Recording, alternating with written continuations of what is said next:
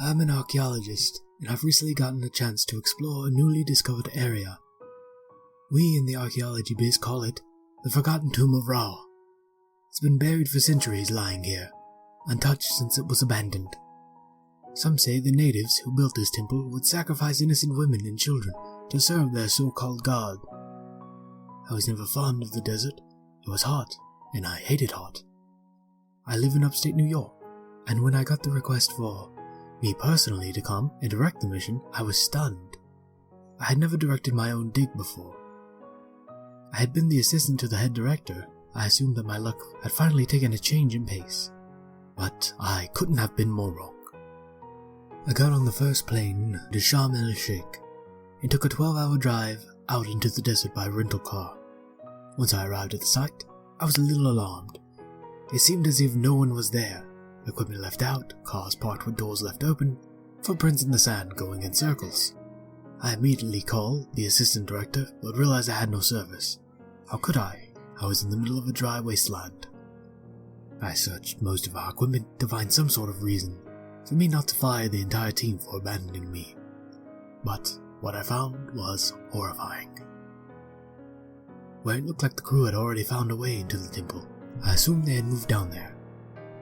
That would explain the missing crew up top. I grabbed my flashlight off my belt and flipped it on. I had spare batteries, in case it ran out of juice. You never know what could happen. I started making my way down the steep slope of the temple. It was about noon, so I gave myself 4 hours until I would turn back. After I met the floor of the temple, from sliding down the slant slope, I flashed my flashlight towards the walls. There were hieroglyphics on the walls. I couldn't tell what they were. That was the linguistics job. But it looked like typical hieroglyphic marks. Water, man, boat, hawk, those things. I made my way further down the hall. There were skeletons lining the wall, pierced with javelins. I was nervous, and my hands were cold and clammy. I walked further down the hall until I found shining light peeking through a cracked wooden door that looked hundreds of years old. I peeked through a slit in the door. I couldn't believe what I was seeing. 20 or so tall, human-like figures clothed in Egyptian robes, wearing masks that looked like the face of Ra, wrapping dozens of corpses in cloth.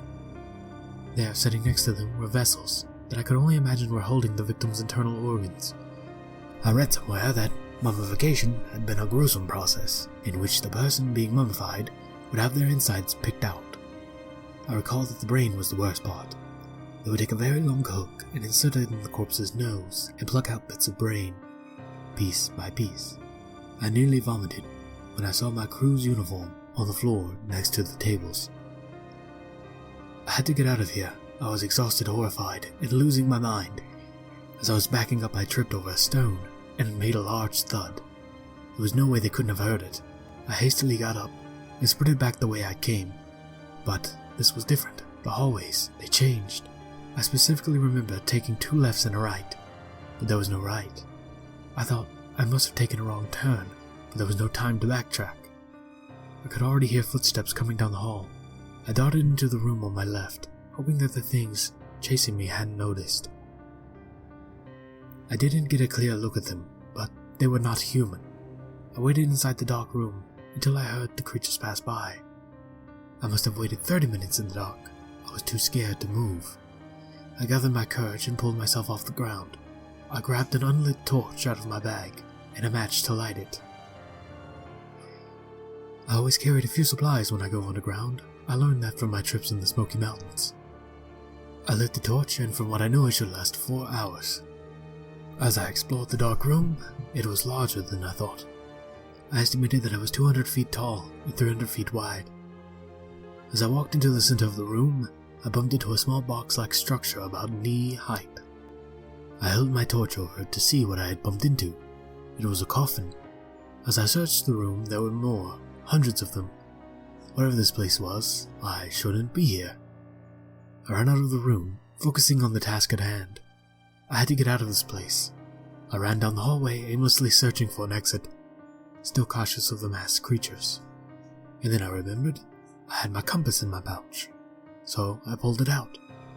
It was strange, the dial was spiraling round and round. It was useless. I dropped it there and kept going, still wandering aimlessly through the halls.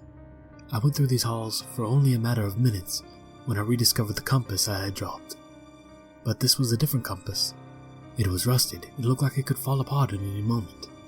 I was dumbfounded. This couldn't have been my compass. But who else would leave one down here? And for so long at that. I was tired of wandering around aimlessly. It wasn't getting me anywhere. I'd almost given up hope. I sat down right there and started to think of all the people who would miss me. My family back home, my friends.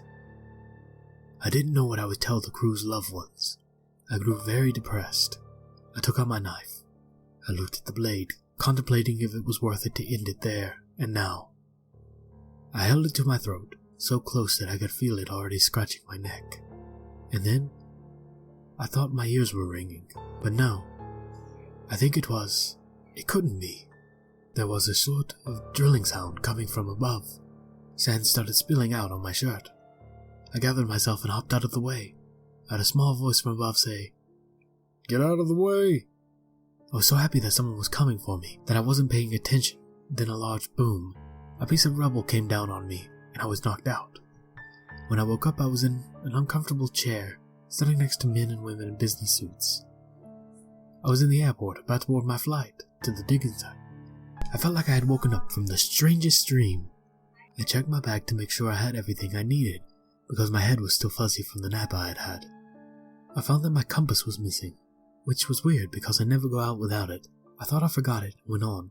When I arrived at the gate, where my plane was boarding, it already left.